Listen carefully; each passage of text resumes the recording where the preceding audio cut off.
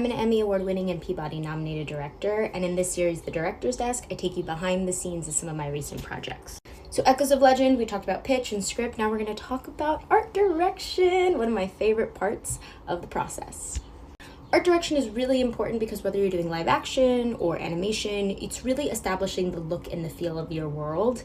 It's actually really important because film is such a visual language that when you start in art direction, you're really thinking about how the visual language is going to support your script and support your characters.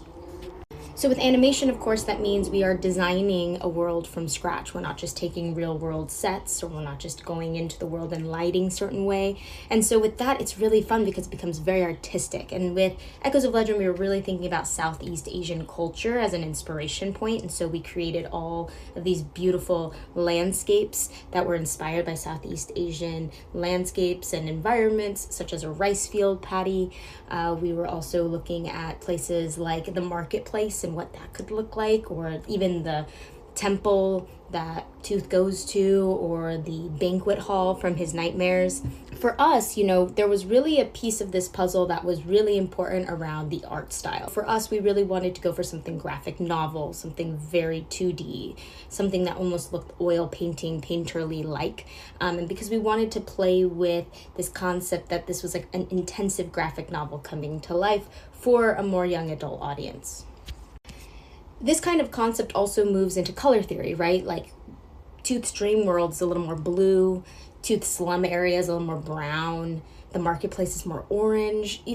That color theory is really important throughout the series because it really helps dictate to the audience the sort of mood or the feeling that the location has while the character is unfolding in their story.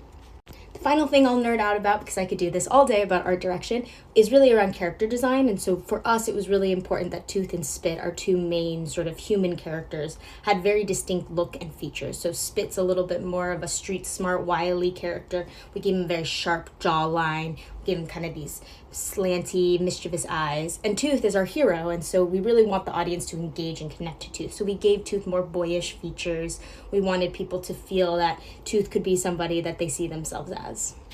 And finally, with the deities, which was one of my favorite parts of the whole process, was we really didn't have any constraints. So we really got to play with what could Southeast Asian deities look like in the world of Echoes of Legend. One of my favorite ones, of course, is the fire one that we created, but I also love the stone one and the goddess. For our next episode, we will be talking about storyboarding.